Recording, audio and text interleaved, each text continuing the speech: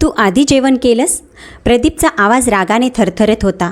अमृता अजून ताटासमोर बसलेली होती. तिच्या हातातला घास हवेतच थांबला आणि पुढच्या क्षणी चाट दिशी प्रदीपचा हात तिच्या गालावर पडला. क्षणभर सगळं घर स्तब्ध झालं. टीव्हीचा आवाज चालू होता, पण त्या आवाजापेक्षा जास्त मोठा होता त्या चपराकीचा अपमान. अमृताचा चेहरा एका बाजूला वळला. गालावर जळजळ सुरू झाली, पण डोळ्यात पाणी आलं नाही. फक्त प्रश्न होता, का मारलंस मला? ती शांतपणे म्हणाली. सासूबाई लगेच मध्ये पडल्या. आम्ही सगळे उपाशी आहोत आणि ही बघा आधीच जेवून घेत बसलीये. घरात शिस्तच राहिली नाही. प्रदीपचा राग अजून वाढला. थोडं थांबू शकत नव्हतीस? अमृताने त्याच्याकडे सरळ पाहिलं. मी सकाळपासून काहीच खाल्लेलं नाही आहे. तो वाक्य पूर्ण होण्याआधीच तिच्या मनात सगळंच चित्र उभं राहिलं होतं. 6 महिन्यांपूर्वी अमृता या घरात सून म्हणून आली. लग्न प्रेमाचं नव्हतं, पण समजूतदारपणावर उभं होतं. प्रदीप शिक्षित होता, चांगली नोकरी करत होता. घरात सासू सासरे आणि नणंद होते. पहिल्या महिन्यात सगळे व्यवस्थित वाटले. दुसऱ्या महिन्यापासून टोमणे सुरू झाले. आमच्या घरात सगळं वेळेवर होतं. अमृता शांत होती, कारण ती भांडखोर नव्हती. ती कमकुवतही नव्हती. फक्त तिला वाटायचं वेळ गेली की सगळं ठीक होईल. ती घरातली सगळी कामं करायची. स्वयंपाक, भांडी, कपडे, साफसफाई आणि दुपारी व रात्री ऑनलाईन काम करायची. तिचं काम फ्रीलान्सिंगचं होतं. कमाई चांगली होती, प्रदीपपेक्षा थोडी जास्तच, पण तिने कधीही ते दाखवलं नाही. प्रदीपला माहीत होतं की ती कमवते, पण किती हे त्याने कधी विचारलं नाही. सासूबाईंना मात्र ते खटकायचं. घरात बसून पैसे मिळतायत म्हणजे काय भारी काम करत असशील. अमृता हसायची, उत्तर द्यायनं टाळायची. तो दिवस सकाळचे 5 वाजले होते. अमृता उठली. आज रविवार होता म्हणून तिने ठरवलं होतं, इडली सांबार करूया. सगळ्यांना आवडतं. तिने डाळ भिजवली, पीठ वाटलं, सांबार बनवलं. स्वयंपाकघरात वाफ पसरली होती. ती स्वतःशी गुणगुणत होती. सासूबाई उठल्या. आज काय केलंस? इडली सांबार. हां, बघ नीट मऊ झाल्या पाहिजेत. ती काही बोलली नाही. 7:30पर्यंत सगळं तयार झालं. ती सगळ्यांना गरमागरम वाढत होती. नणंद म्हणाली, छान झालंय वहिनी. सासूबाई म्हणाल्या, हां चालेल. प्रदीपने 2 प्लेट खाल्ल्या. सगळ्यांनी पोटभर खाल्लं. अमृताने स्वतःसाठी इडल्या आणि थोडं सांबार वेगळं काढून ठेवलं होतं. ती म्हणाली, मी जरा येते, फोन वाजतोय. ती 2 मिनिटांसाठी बेडरूममध्ये गेली. क्लायंटचा मेसेज होता. ती 2 मिनिट उत्तर टाईप करत बसली. परत स्वयंपाकघरात आली. ताट बघितलं तर रिकामं. ती क्षणभर थबकली. सांबारचं भांडं उचललं, तेही रिकामं. तिच्या चेहऱ्यावर आश्चर्य आणि थोडासा धक्का होता. तेवढ्यात सासूबाई आत आल्या. अगं शेजारच्या शारदाबाईंना दिलं. म्हणाल्या, आज काय केलं म्हणून थोडं देऊन आले, शिल्लक राहू नये म्हणून. अमृताचा आवाज हलका थरथरला. पण मी अजून खाल्लेलं नाही आहे. सासूबाई अगदी टोमण्याच्या स्वरूपात हसल्या. अरे आम्ही सगळ्यांनी खाल्लं, मला वाटलं तूही खाल्लं असशील म्हणून उरलेलं देऊन आले. शिल्लक राहिलं तर वाया जातं. त्या शब्दांनी अमृताच्या मनात काहीतरी तुटलं. ती काही क्षण शांत उभी राहिली. तिला खरं तर म्हणायचं होतं, मी सकाळपासून स्वयंपाक करत आहे, मला विचारावं असंही वाटलं नाही का तुम्हाला? पण ती काहीच बोलली नाही. असू द्या, ती फक्त एवढंच म्हणाली. तिने चहा पिला. स्वतःसाठी काहीतरी दुसरं बनवायचं का असा विचार केला, पण वेळ निघून गेला होता. घरात अजून कामं होती. नंतर खाईन, तिने स्वतःला सांगितलं.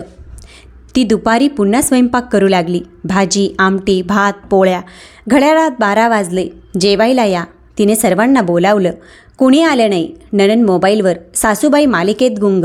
1 वाजले. जेवण वाढले. ती पुन्हा म्हणाली, थांब जरा. सासूबाई म्हणाल्या, आत्ता येते. प्रदीप आणि सासरे बाहेर गेले होते. 1:30 वाजले. घरात शांतता होती.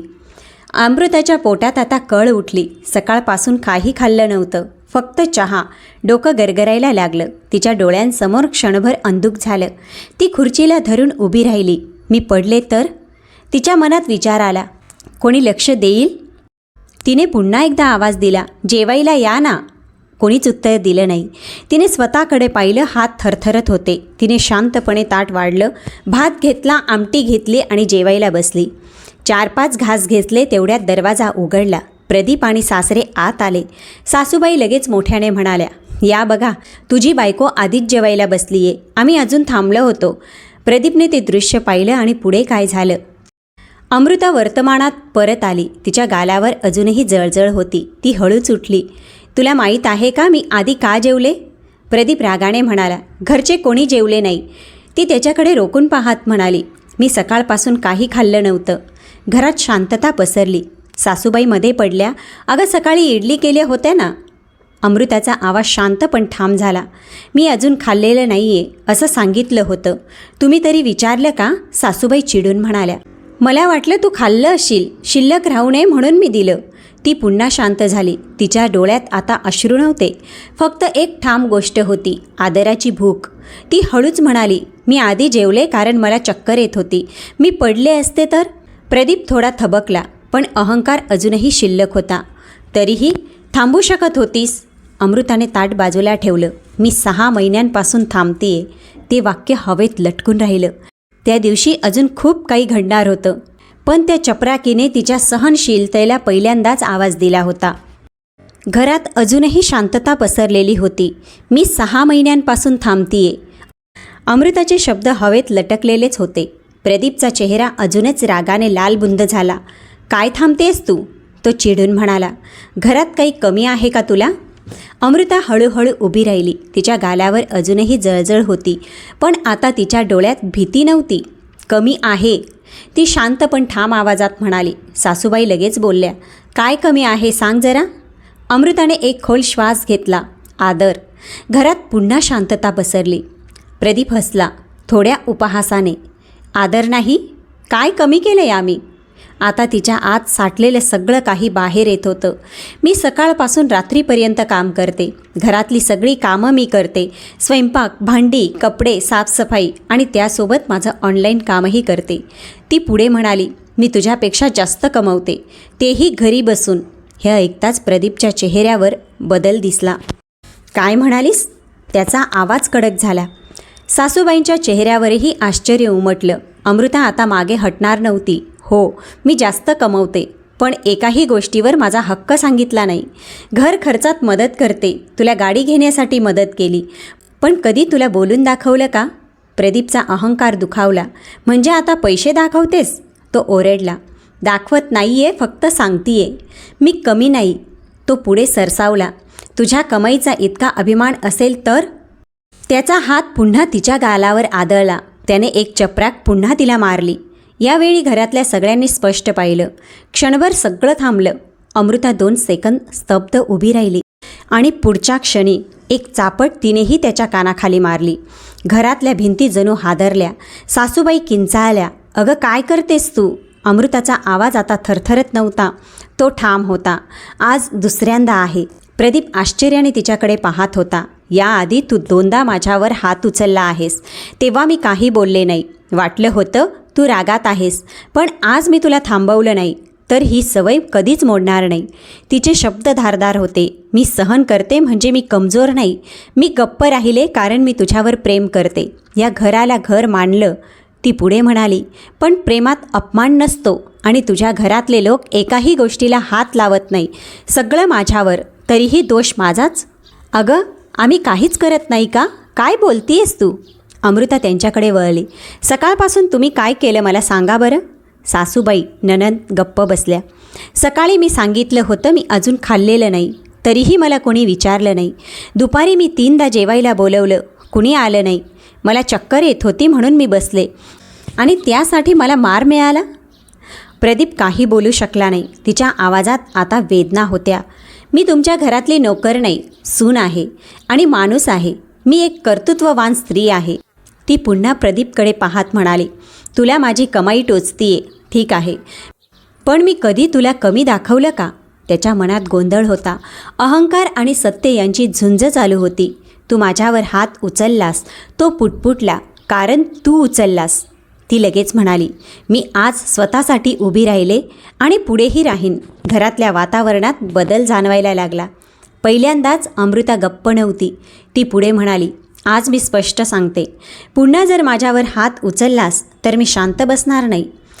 प्रेम आहे म्हणून सहन करते, पण स्वतःचा अपमान करून नाही. तिच्या डोळ्यात आता अश्रू नव्हते, आत्मसन्मान होता. सासरे जे आत्तापर्यंत शांत होते ते हळू आवाजात म्हणाले, प्रदीप, हात उचलणं चुकीचं आहे. प्रदीपने त्यांच्याकडे पाहिलं.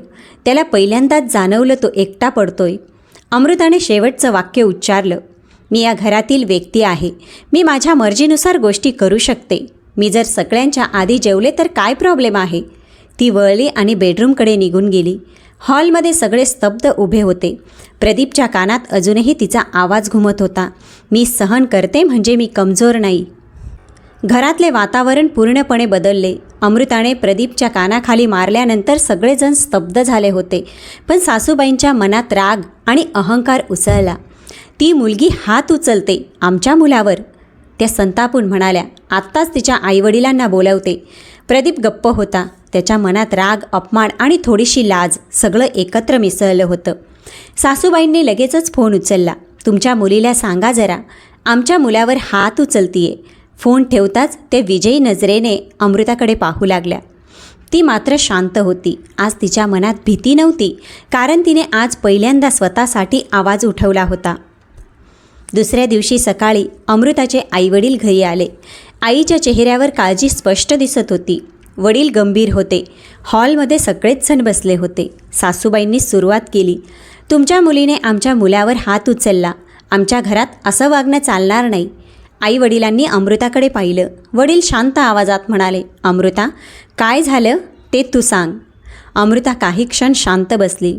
तिच्या डोळ्यात ओल होती, पण आवाज ठाम होता. मी त्याच्यावर हात उचलला, पण त्याआधी त्याने माझ्यावर 4 वेळा हात उचलला आहे. घरात एकदम शांतता झाली. सासूबाई म्हणाल्या, अगं काय 4 वेळा? 2च वेळा असतील. अमृताने त्याच्याकडे पाहिलं. तुमच्या समोर 2 वेळा, बाकी 2 वेळा तुम्हाला माहीत नाही. प्रदीपने मान खाली घातली. अमृता पुढे म्हणाली, पहिल्यांदा मी गप्प राहिले. वाटलं रागात केलं असेल. दुसऱ्यांदा पुन्हा गप्प राहिले. तिसऱ्यांदा खूप वाईट वाटलं, पण घर टिकवायचं म्हणून शांत राहिले. पण चौथ्यांदा मला समजलं, जर आज मी थांबवलं नाही तर ही सवय कायमची होईल. आईचे डोळे भरून आले. तू आम्हाला आधी का सांगितलं नाहीस? ती हलक्या आवाजात म्हणाली, कारण मला वाटलं हे माझं घर आहे, जुळवून घेईन. वडील प्रदीपकडे वळले. हे खरं आहे का? प्रदीप काही क्षण गप्प राहिला. मग हलक्या आवाजात म्हणाला, हो, मी रागात होतो. वडिलांचा आवाज आता कठोर झाला. रागात हात उचलणं योग्य आहे का? आमच्या मुलीला मारण्याचा अधिकार कोणी दिला तुला? सासूबाई मध्ये पडल्या. आहो, नवरा बायकोमध्ये असं होतच असतं. एवढं काय मोठं केलंय त्याने? तेव्हा अमृताच्या वडिलांनी ठामपणे उत्तर दिलं, हात उचलणं सामान्य नाही आणि आम्ही ते कधीच सामान्य मानणार नाही.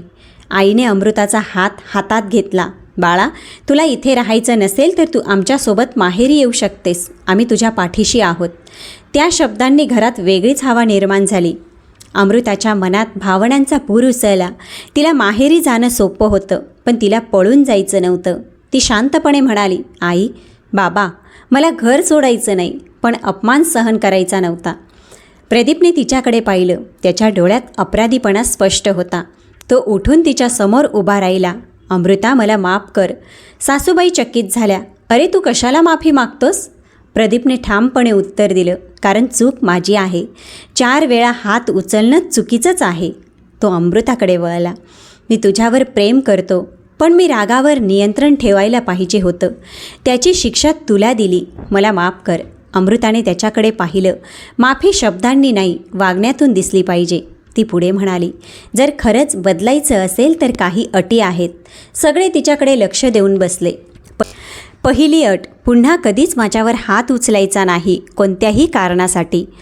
प्रदीपने लगेच मान हलवली. दुसरी अट, घरातली कामं सगळ्यांनी वाटून घ्यायची. मी एकटी नोकर नाही. सासूबाईंच्या चेहऱ्यावर नाराजी उमटली. अगं, आम्ही म्हातारे झालो आहोत. अमृता शांतपणे म्हणाली, मी मदत मागतीये, सगळी कामं नाही. निदान दोष देणं बंद करा. ती पुढे म्हणाली, तिसरी अट, माझ्या कमाईचा अपमान होणार नाही. मी घरासाठी करते, ते कौतुकासाठी नाही, पण आदरासाठी नक्कीच करते. प्रदीप म्हणाला, हो, मी वचन देतो. अमृताने शेवटची अट सांगितली, जर पुन्हा असं झालं तर मी निघून जाईन आणि तेव्हा कोणी मला थांबवू शकणार नाही. घरात शांतता पसरली. सासरे हलक्या आवाजात म्हणाले, हे सगळं योग्य आहे. सासूबाई काही क्षण गप्प राहिल्या. मग अनिच्छेने म्हणाल्या, ठीक आहे, पुढे लक्ष देऊ. आई वडील उठले. आईने अमृताला मिठी मारली. तू मजबूत आहेस बाळा, पण गरज पडली तर माहेर तुझ्यासाठी नेहमी उघडं आहे. अमृताच्या डोळ्यात पाणी आलं. माहिती आई. ते निघून गेले. घरात पुन्हा शांतता पसरली. पण ती कालची दडपणारी शांतता नव्हती. प्रदीप तिच्या समोर आला. मी खरंच बदलायचा प्रयत्न करेन. ती हलकंसं हसली. मी तुला माफ केलंय पण विसरले नाही. तो म्हणाला, विसरू नकोस, मला आठवण राहील. त्या दिवशी संध्याकाळी सगळे एकत्र बसून जेवले. अमृताने सगळ्यांना वाढलं. प्रदीप म्हणाला, तू पण बस. ती बसली. आज पहिल्यांदाच तिला त्या घरात स्वतःची जागा जाणवली. ती सहनशील होती, पण आता तिची सहनशीलता कमजोरी नव्हती. ती प्रेम करायची, पण स्वतःचा स्वाभिमान जपून. आणि त्या दिवसानंतर त्या घरात हात उचलला गेला नाही, कारण एक सून गप्प राहिली नाही. प्रेक्षक मित्रांनो, आजची कथा तुम्हाला कशी वाटली कॉमेंटमध्ये नक्की सांगा. आवडली असेल तर व्हिडिओला लाईक करा, चॅनलला सबस्क्राईब करा. चला तर भेटूया पुढच्या व्हिडिओत.